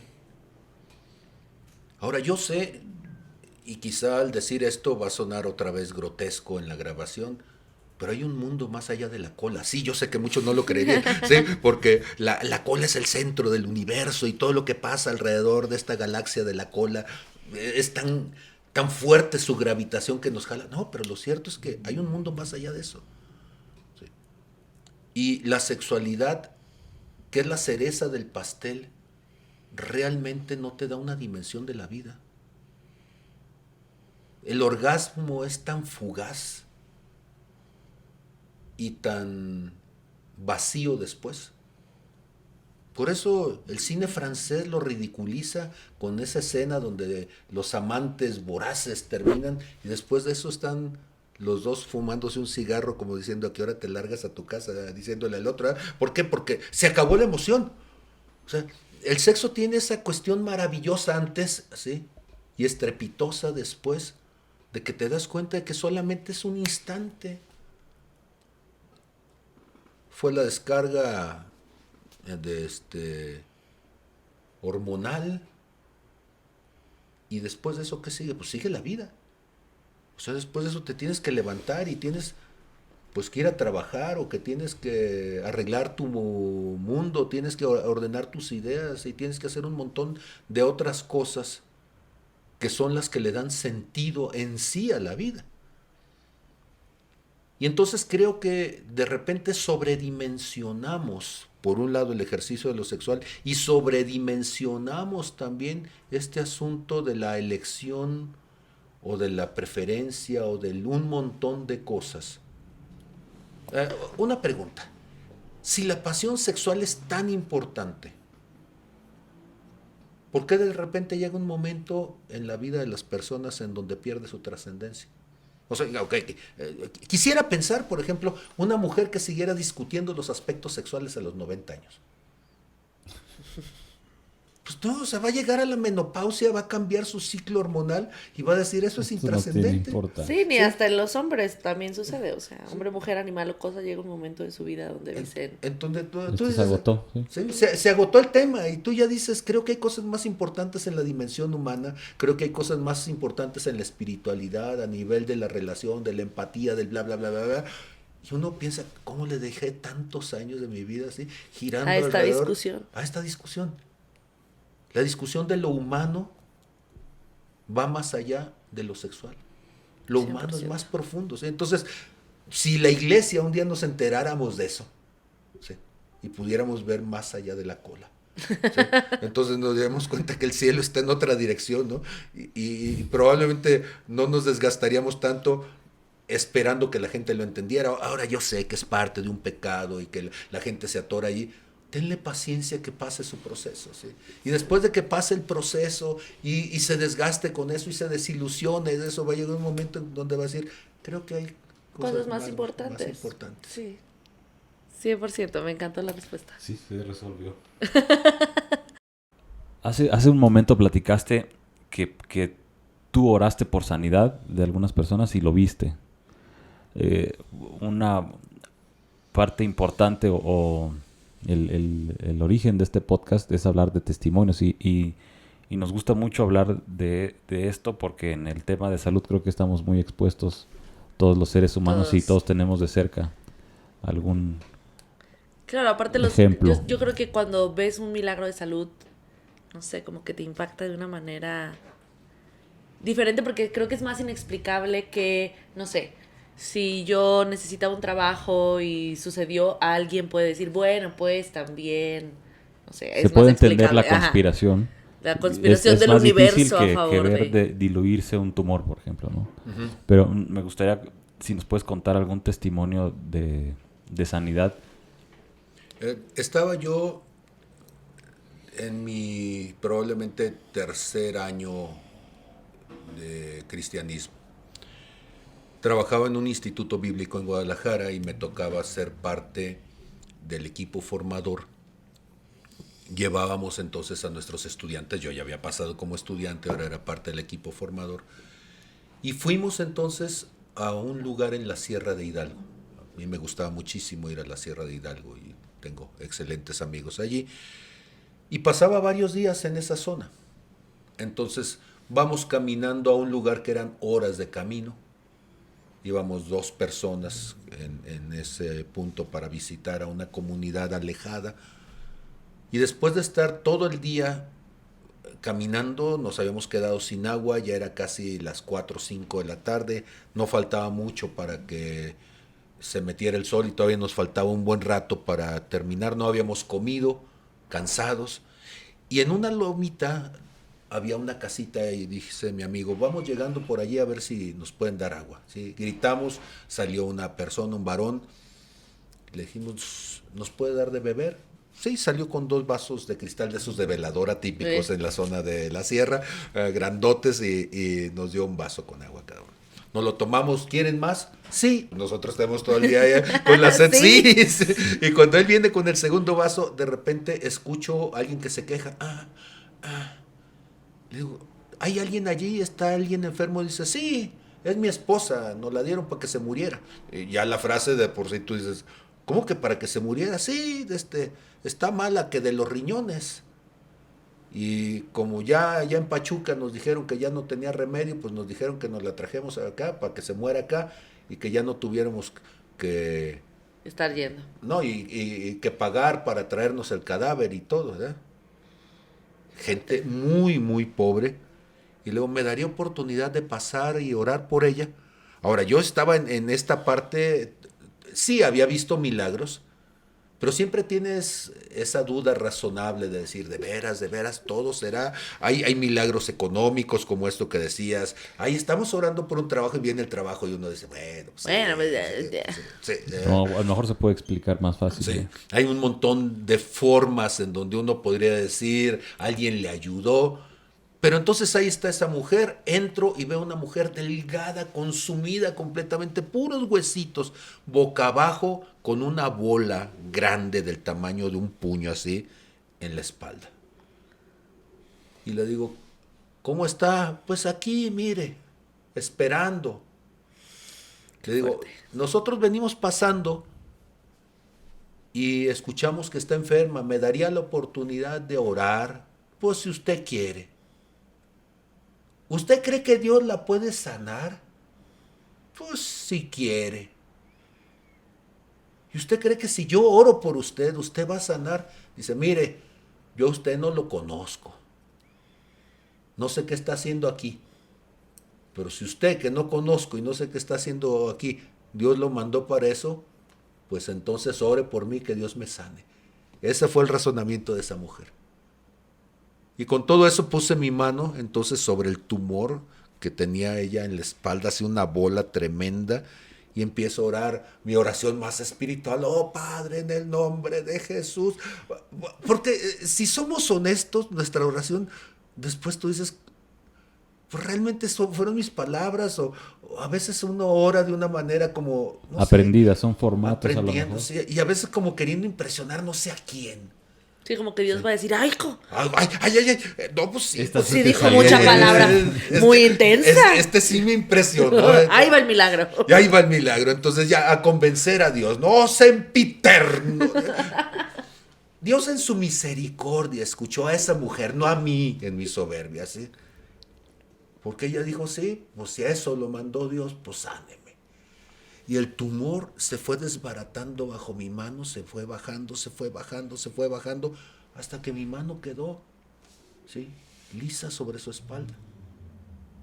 Sentí yo todo eso y honestamente hubo un momento en donde se me acabó la voz. O sea, yo estaba sintiendo lo que estaba pasando abajo de mi mano y yo volteé y dije, ah, caray, ¿sí? Cuando eso termina, esta mujer de repente se toca la espalda y ya no está la bola. Se sienta, se tuerce para un lado, no está la bola, se tuerce para el otro, se levanta, se agacha, se levanta, voltea y me dice, ¿ya comió? Yo le dije, no. Y se hinca y se pone a hacernos tortillas esa mujer, que se estaba muriendo 15 minutos antes, ¿sí? Y tú dices, híjole Dios, ¿cómo es posible, sí?, que no nos damos cuenta lo simple, lo sencillo que es poder simplemente cerrar el eslabón para que alguien reciba. No necesitas ser impresionante, simplemente necesitas decir, si tú crees, Dios lo puede hacer. Y en ese momento Dios lo hizo. ¿Sí? En otra ocasión me invitaron estábamos acá en San Miguel de Allende, Guanajuato. Nos invitaron como instituto bíblico para que fuéramos a apoyar una iglesia que se estaba sembrando por allí. Ya fuimos y había que hacer una campaña evangelística.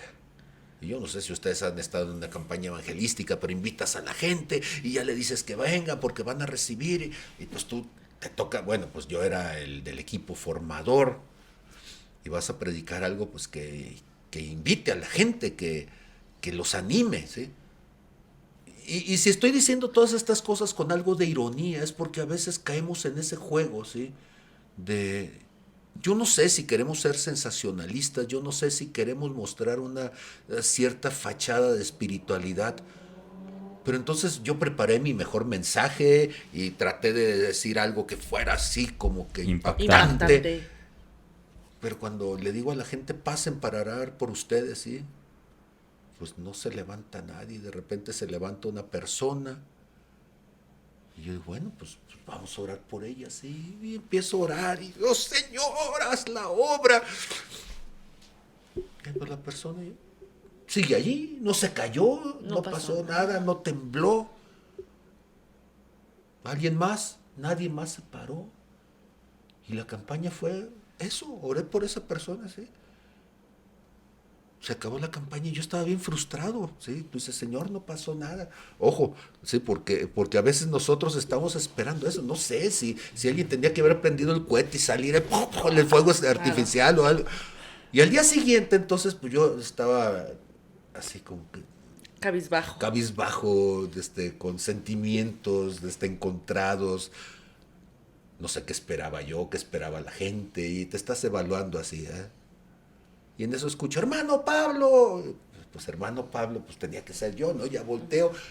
Y llega esta mujer por la que yo había orado un día antes. Me dice, oiga, qué bueno que lo veo. Y yo, pues sí, ¿qué pasó? No, pues viera, ayer que usted oró por mí, me empezó a doler bien feo la cabeza. Y, qué caray. Dije, no, hasta me tuve que ir, ¿sí? Y yo, no, pues ahí disculpe usted. Pues, no, y viera qué bien veo ahora. Y pues yo la vi, digo, no, pues sí. No, de veras, mire, viera qué bien veo, mire, allá dice tal. Y la persona me dice, es que ella era tuerta. Wow. Y yo me quedaba, wow. Ahora, Dios te calla la boca, ¿sí? Y te lo restriega en la cara, decir, no fuiste tú, ¿sí? O sea, fui yo. Y esta mujer tuerta recuperó su vista y veía mucho mejor con el ojo recién sanado, ¿sí? Toda una vida tuerta, pero como no había perdido el ojo, ¿sí? O sea, no tenía visión. Sí, pero tú Pero no no se sabías. notaba, sí. Pero yo no sabía. Y entonces, ahora sí que mi oración fue a ciegas. Igual de tuerta. O a la ciega o a la tuerta. Y ella, entonces, ella creyó y sanó. Y entonces el asunto es ese, y por eso hace rato, no sé si estábamos platicando de cómo Dios muchas veces no va a hacer lo que tú quieres cuando tú quieres. Dios va a hacer lo que Él quiere cuando Él quiera, porque Él es soberano y Él lo va a hacer viendo a la persona y viendo la necesidad. Entonces, tu experiencia de fe tiene que irse purificando a decir, Señor, o sea, si tú quieres sanar, está bien. O sea, yo no voy a hacer un espectáculo. Yo ya lo entendía después de 20 años de ministerio. Señor, tú no eres un espectáculo. Tú eres un Padre amoroso y tú estás preocupado por el corazón de la persona. Y si eso es lo que la persona necesita, tú lo vas a hacer. Y si eso le va a estorbar a la persona, entonces tú no lo vas a hacer, ¿sí?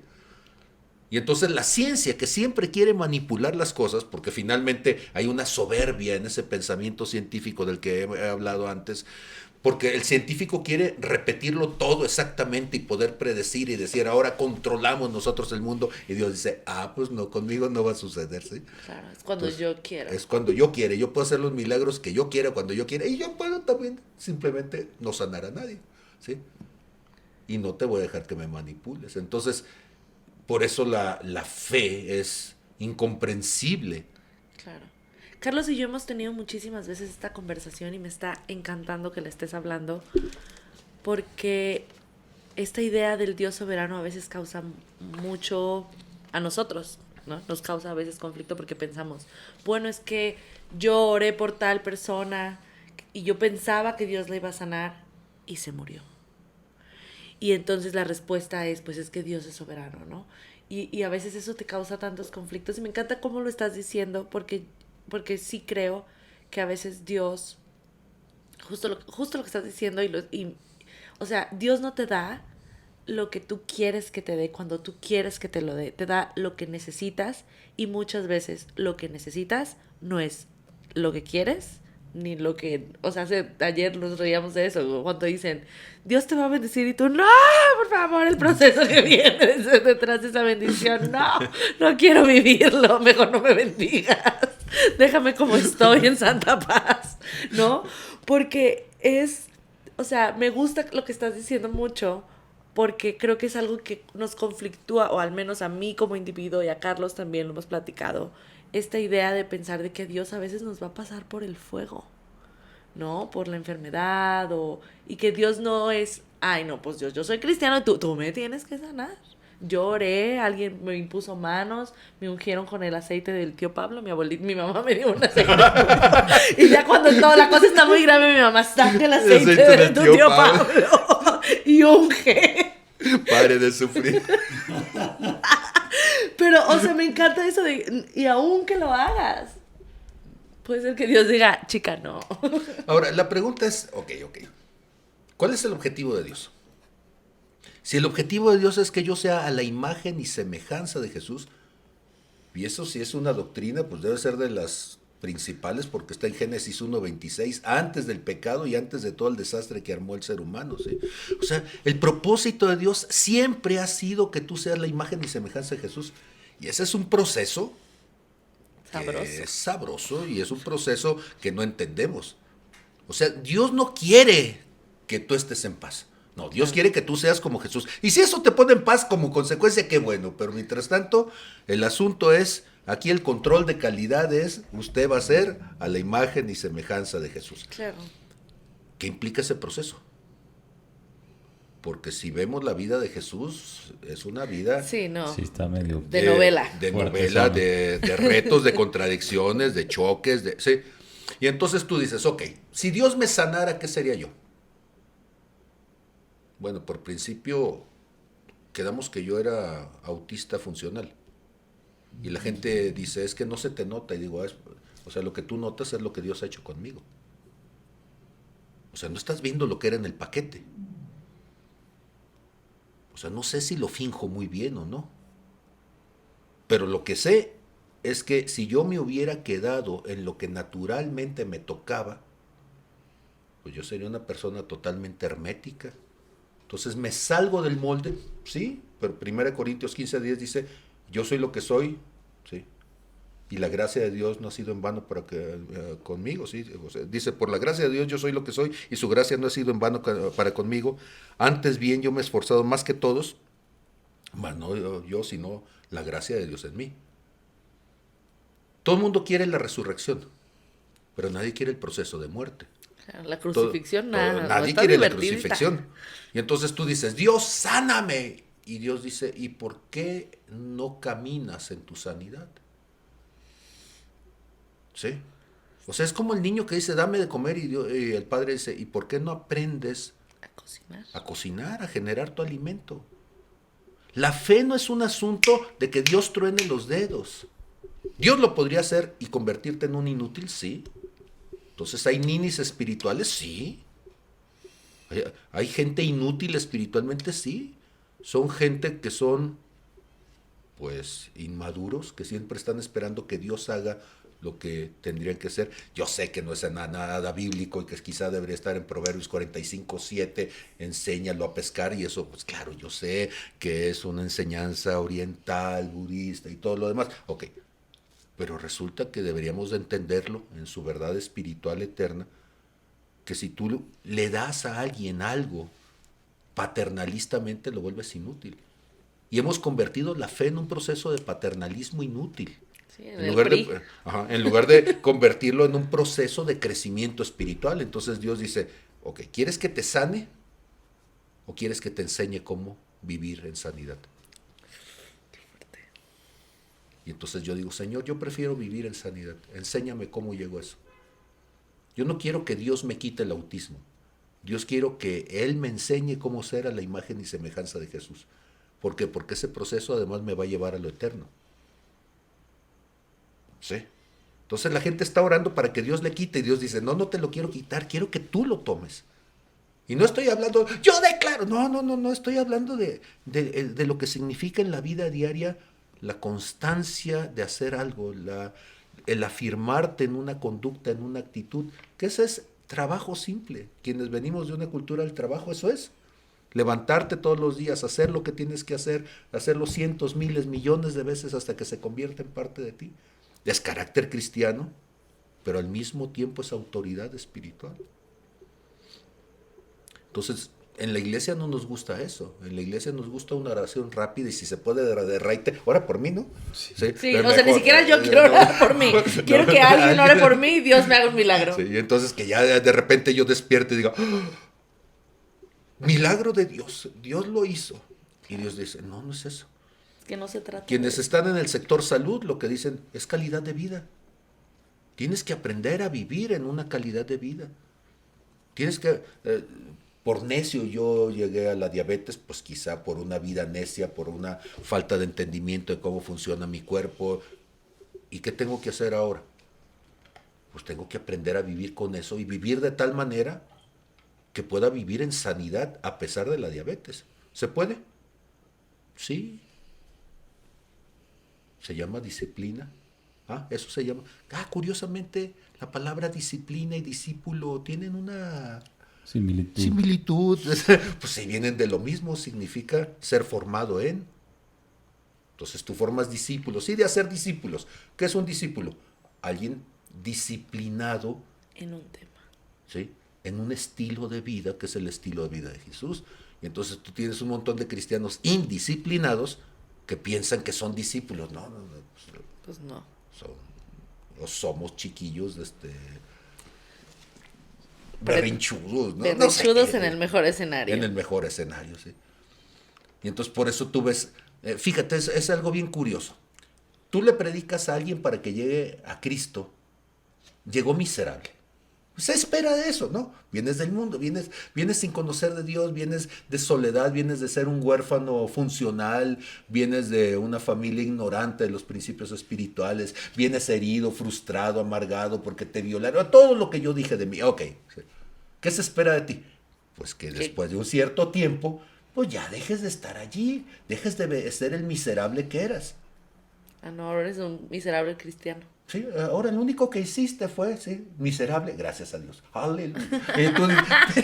O sea, se supone que la vida se debe manifestar en que dejes de ser un miserable. Eras un flojonazo, perezoso. Bueno, ya 10, 15 años de cristianismo deberías de ser dinámico, deberías de ser proactivo, deberías de ser responsable. Y sigue siendo lo mismo. Ah, pues el cristianismo no llegó a ti. Claro. ¿Sí? Ahora, yo no estoy diciendo que eso sea la respuesta de la eternidad. No, lo que estoy diciendo es que eso es el cascarón, es el carácter. Pues sí, pero si tú no eres capaz de transformar tus hábitos, tampoco puedes transformar tu visión espiritual. Y entonces pues necesitamos resignificar las palabras, necesitamos volver a explicar qué significa pecado, necesitamos volver a explicar qué significa bendición, maldición y todas estas cosas que las llenamos entonces de una superchería espiritual y las volvimos incomprensibles, mágicas, para que se convierta entonces en una espiritualidad Claro, en una cotidiana. verdad y en algo a mí me encanta y creo que es algo que nosotros platicamos muchísimo, por ejemplo, de este podcast y la intención del podcast es como quitarle tal vez todas estas capas a la fe que tal vez muchas veces dentro de una iglesia no es que sea intencional, pero que existen, y poder aterrizar la idea y decir, o sea, de esto se trata cuando hablamos de, a mí me encanta pensar de qué se trata ser cristiano, sí, tener una relación con Cristo, porque la idea de que tú tengas una relación personal con Cristo es que eventualmente tú te conviertas en alguien como Él y seas transformado. No es nada más de que, pues leo la Biblia y me aprendo Juan 3:16. No, o sea, la idea es que lo lleves a la práctica, que te confrontes, que sanes tus heridas, que vivas los procesos para ser transformado de la persona que eras por las circunstancias que tuviste en tu vida o tu familia o lo que sea en alguien nuevo, ¿no? Y entonces, ¿realmente estamos formando gente para ser como Cristo? Porque esa es una pregunta horrible. Sí. ¿El modelo de iglesia que tenemos en este momento forma gente como Cristo? ¿El modelo de iglesia que tenemos en este momento forma gente para una posible persecución religiosa? ¿El modelo de iglesia que tenemos en este momento forma gente autogestiva espiritualmente? O sea, si yo meto a alguien así al azar, ¿sí? Bueno, soy matemático, ¿sí? 8,000 millones de personas y voy a agarrar entonces un granito, ¿sí? Todos de color amarillo y uno de color rojo, ¿sí? Las probabilidades que tengo de que al momento de agarrarlo sea el rojo, por fin lo agarré. Vamos, eso es un milagro, ya lo agarré. Y ahora lo voy a poner en uno de los chorrocientos mil modelos de iglesia que hay. Y lo voy a dejar allí por 10, 15, 20, 30 años, no sé lo que le reste de vida.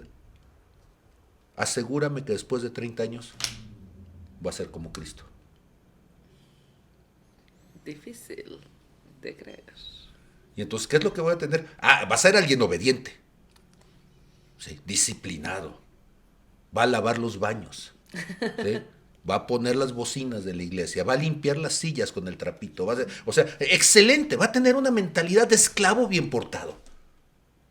Pero no va a ser como Cristo.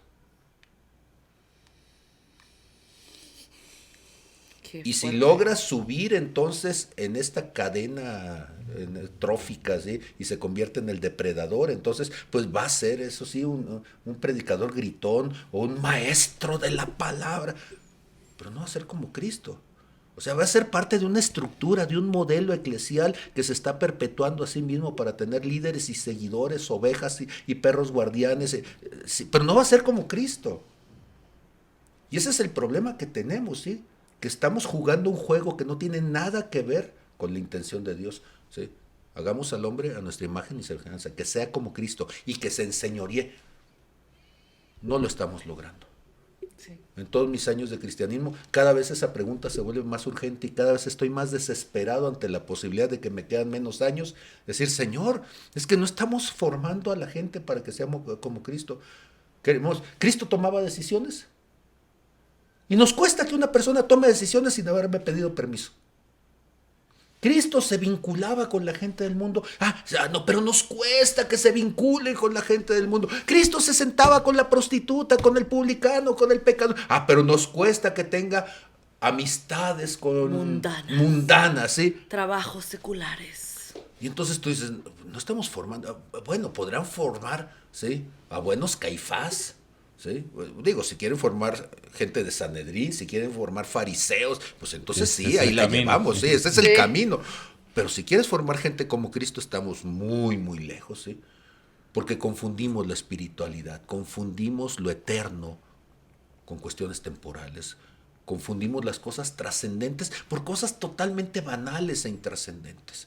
Y nos peleamos por cosas burdas, estamos discutiendo cómo poder controlar al mundo desde lo natural sin entender lo sobrenatural.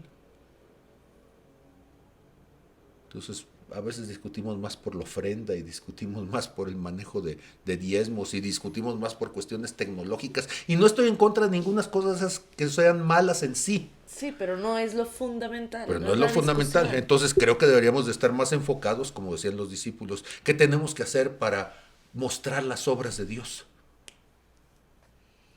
Y yo creo que, sé que estamos llegando a los puntos finales, quizás, no sé, o podemos seguir hablando de cosas como estas, pero el asunto del cristianismo entonces es cómo poder manifestar lo sobrenatural en un mundo que tiene un enfoque totalmente natural. Y entonces quienes venimos de esta racionalidad, quienes venimos de la ciencia, quienes venimos de la argumentación, quienes venimos de la evidencia científica, tú dices, ¿dónde está la evidencia? Son palabras de humana sabiduría. El ciego llega ciego y se regresa ciego a su casa. El paralítico llega paralítico y se regresa paralítico a su casa, ¿sí? Algo está funcionando mal. No, y lo peor siento yo que es como muchas veces, ¿no? O sea, lo que tú estás diciendo, la gente llega a la iglesia y se queda ahí 20 años y sería diferente decir, Dios eligió no quitarme la ceguera, ¿no? Pero a través de mi ceguera descubrí o me cambié, pero hay gente que llega a la iglesia y pasan 20 años y es lo que decías, es la misma persona que era al principio, sin ninguna diferencia en su proceso, sin ningún impacto, sin oficio ni beneficio, ¿no? O sea, es como vas y te sientas a la silla y en el mejor de los casos acomodas bocinas, pero indiferente. Entonces, vidas transformadas. Yo sé que Dios está haciendo cosas, hay muchas vidas transformadas y señalar estas cosas solamente es una forma de decir, creo que debemos de tener atención con cosas más trascendentes. Vamos a seguir con esta conversación. Qué interesante reflexión. Espero que a la gente le esté poniendo a pensar tanto como a nosotros. Sí, 100%. Y que estén pendientes del próximo episodio que también vamos a seguir con mi compadre Pablo, filosofando. Compadre. Sobre el futuro de la iglesia. Sobre el futuro de la iglesia y sobre muchísimas otras cosas. Muchísimas gracias por escucharnos. La verdad es que disfrutamos muchísimo tenerte aquí. Gracias. Nos encanta poder platicar contigo siempre que platicamos contigo. Salimos muy nutridos. Salimos muy Y nutridos. espero que ustedes también. Esperamos que ustedes también, que esta hora y media seguramente que va a durar este podcast, realmente les dé una visión diferente sobre Dios y sobre la fe y sobre cómo vivir en fe. Entonces nos vemos aquí en unos días con la segunda parte de este podcast. Muchas gracias. Hasta luego.